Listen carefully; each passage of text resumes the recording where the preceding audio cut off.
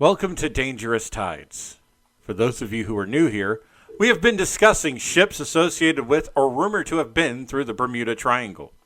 This is an area between the coast of Florida and the Caribbean islands, aptly named for the locations in which it forms a triangle: Florida, Puerto Rico, and Bermuda.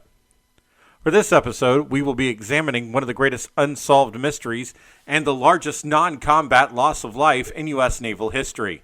One-eyed behemoth that was considered the coal mine of the Navy, the USS Cyclops.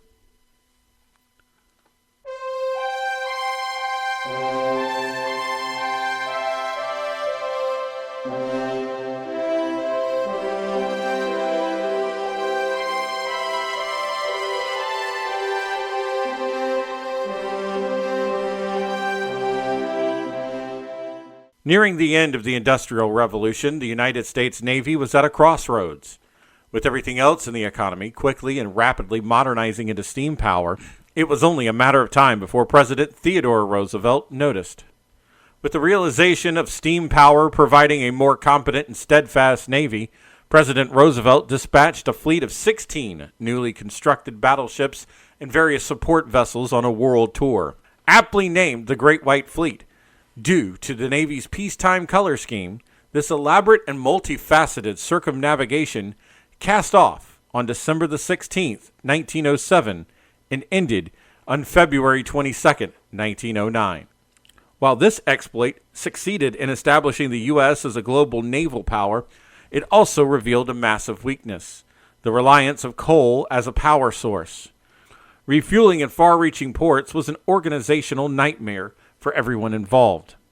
Enter a new class of auxiliary ships to fill the space between the harbors: the collier. Between the lull of peacetime and World War I, the United States Navy ordered 12 new ships, including 2 Proteus-class colliers, the USS Cyclops and the USS Jupiter. A total of $1.5 million was set aside for the project, but as it turned out, the Navy had found that the cost would be half of what was commissioned, due to the lower demand in shipbuilding at the time. So while the Cyclops' sister ship, USS Jupiter, was in negotiations to be built on the west coast of the Mare Island Naval Shipyard, the East Coast shipyards offered lower prices to allow 2 more ships to be built: the USS Proteus and the USS Nereus. The Cyclops was the first to be laid down on June 2nd, 1909, launching May 7th, 1910. On December 10, 1910, the Cyclops would deploy for the United States Naval Auxiliary Service. Aside from one trip to the Baltic in 1911, the Cyclops would mainly serve half the eastern seaboard of the Americas. This would be from Rhode Island to the Caribbean, even helping evacuate refugees in South America. This early career was mostly uneventful until the dawn of World War I. The United States declared war on Germany on April 4, 1917, entering the war after 3 years of neutrality.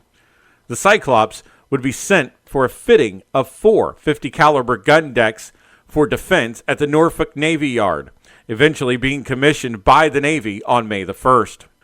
Given that many of the officers and the crew were already in service to the Navy, many of them remained in their original positions.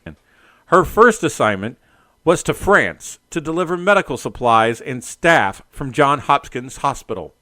Another mission would send the ship to Nova Scotia, but in large part the Cyclops would stay within the eastern seaboard. On January 9, 1918, the ship was deployed to the Naval Overseas Transportation Service to resupply British ships in the South Atlantic, carrying a cargo of 9,960 tons of coal from Norfolk, Virginia, arriving in Rio de Janeiro on January the 28th.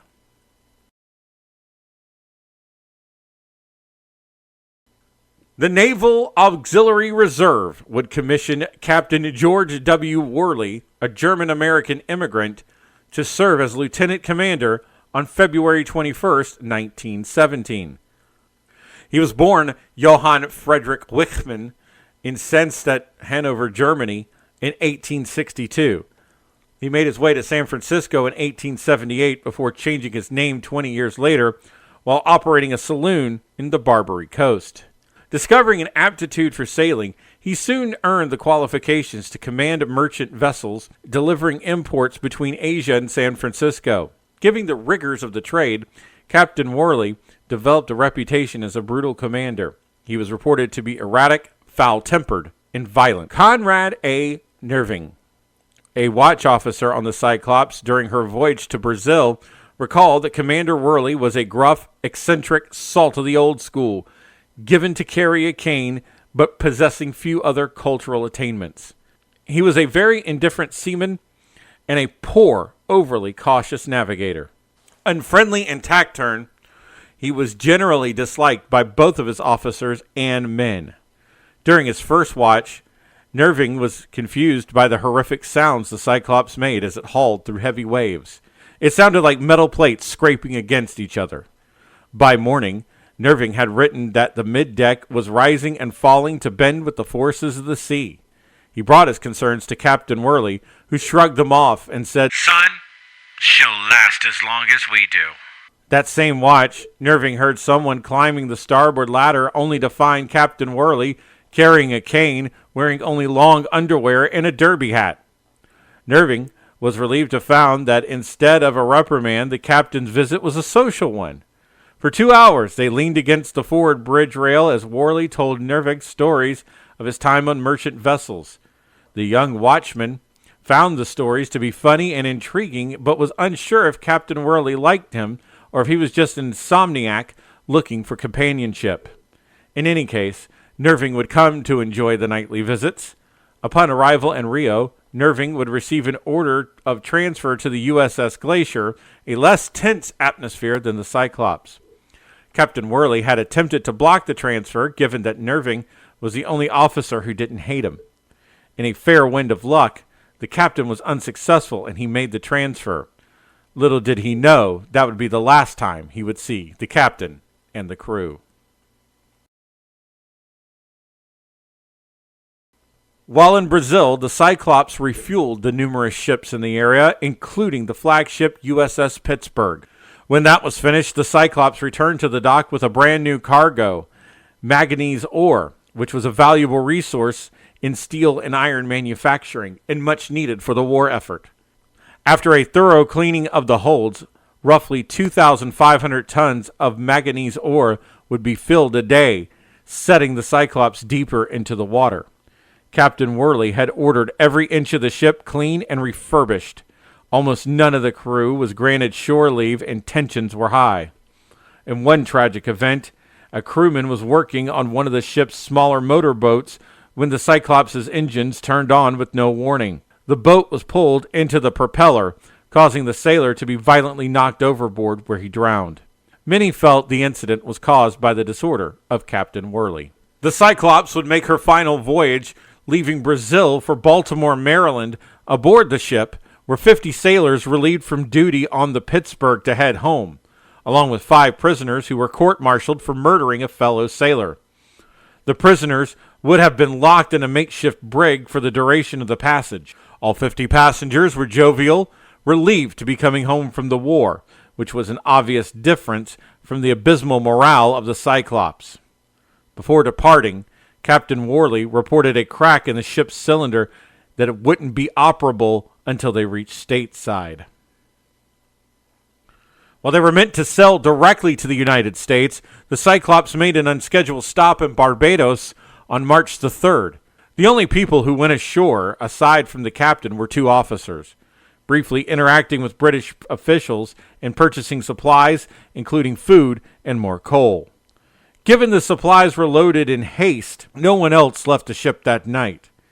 Keen to stay on schedule, the captain departed with the Cyclops the following morning, sending out a wireless message to the Navy a little while later. The captain reported they left Barbados and were expected to arrive in Baltimore on March 13th. The transmission would end with "all is well," and that would be the last time anyone would hear from the Cyclops.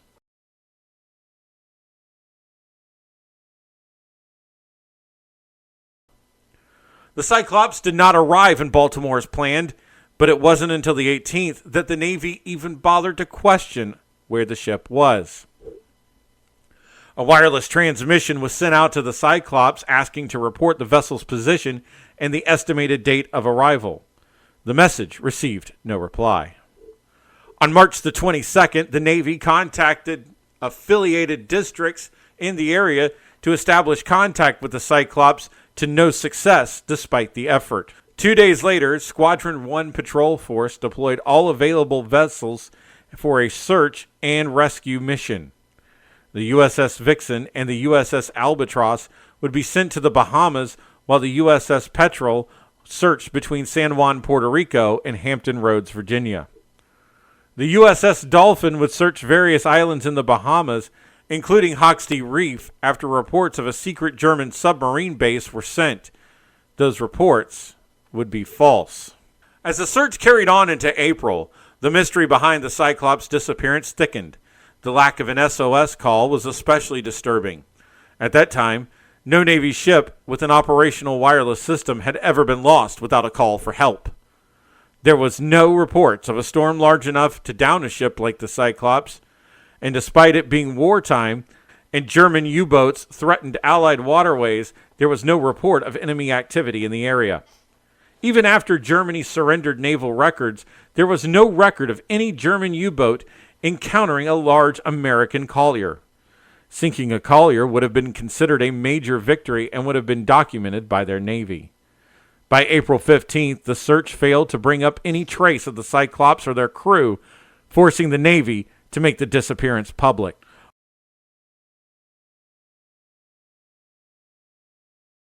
While the Navy conducted its own investigation into the loss, many reporters and armchair investigators peered into every detail of the disappearance. Hundreds of theories were raised, from the most logical to the absolute absurd. To this day, the Cyclops has never been found. On June 1st, 1918, then Secretary for the Navy, Franklin D. Roosevelt, would declare the USS Cyclops lost with all hands. So what happened to the USS Cyclops? Many of the investigators immediately centered on Captain George W. Worley's bizarre leadership and his German heritage. His leadership failed to inspire confidence, and many of his actions would be up for disqualification. But was he directly responsible for the loss of the Cyclops? Some believe he may have been a double agent for Germany who seized the opportunity to turn the ship over to his country of origin. Support for this theory includes that stop at Barbados and his history on the merchant ships, where he's found to have smuggled illicit goods. With the stop in Barbados, he took on additional food and coal. Despite having more than enough to make it back to the United States, Captain Worley gave two excuses. One being the voyage was taking slightly longer due to a navigational error, requiring more coal than expected.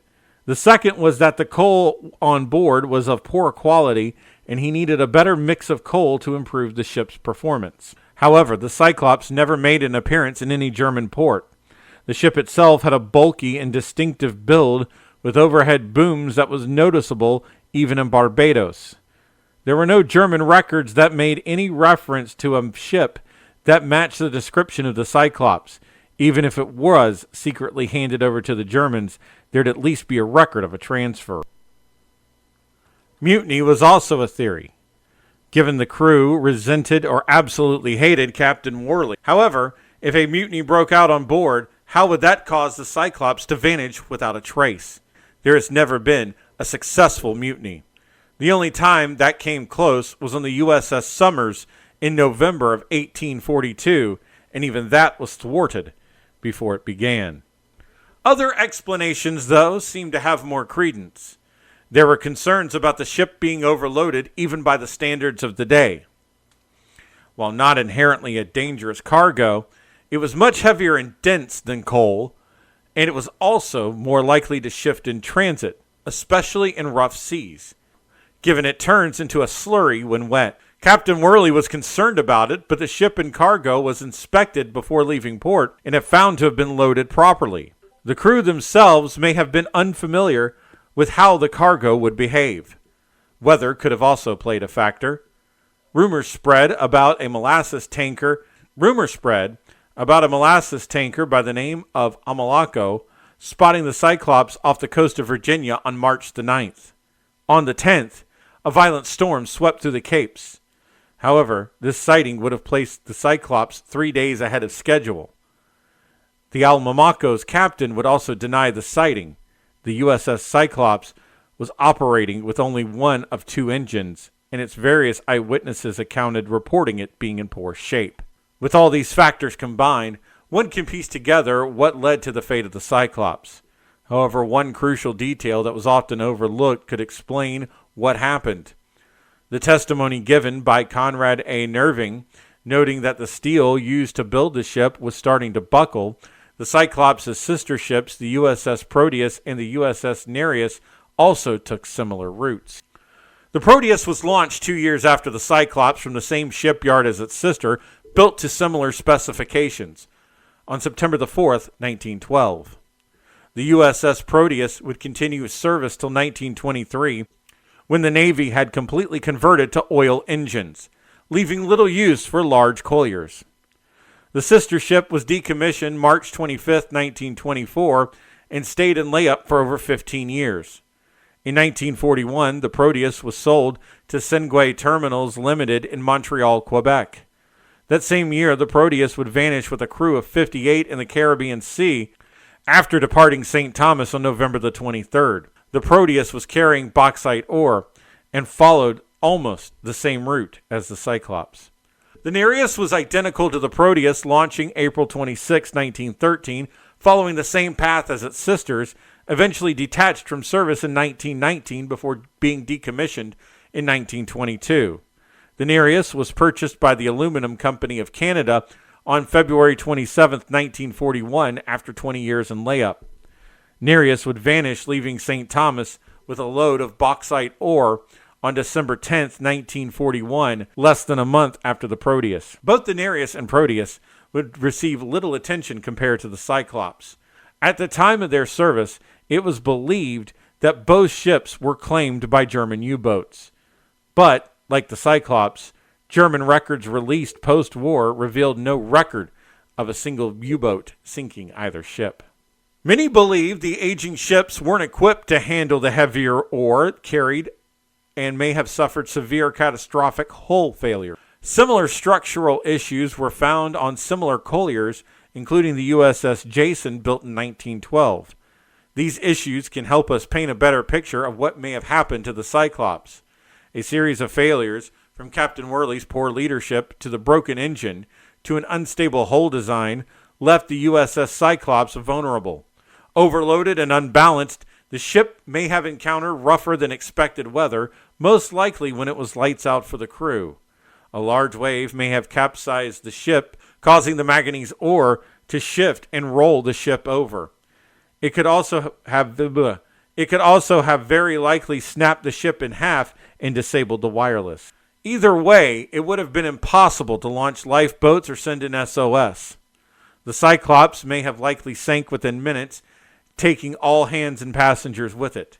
Those fortunate enough to abandon ship would have been left to the whims of nature. In the weeks that passed before any formal search, the crew and passengers were scattered to the deep.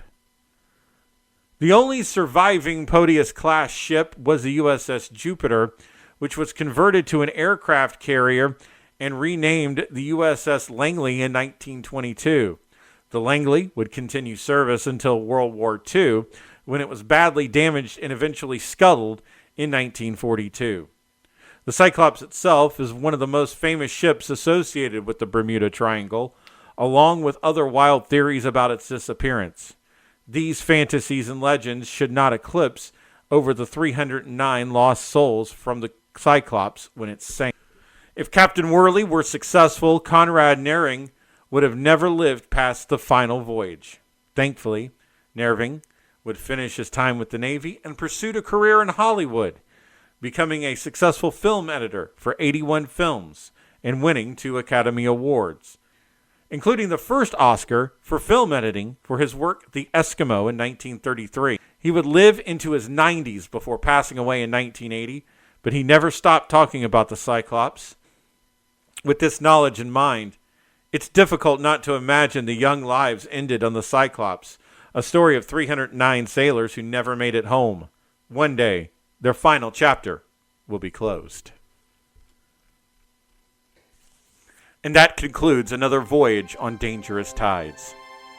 If you've liked what you've heard, please hit the like button and subscribe for more tales from the deep. You can also leave a comment underneath the video. Thank you very much. This is Yanni Hamburger, and once again, may the fair winds guide you through dangerous times.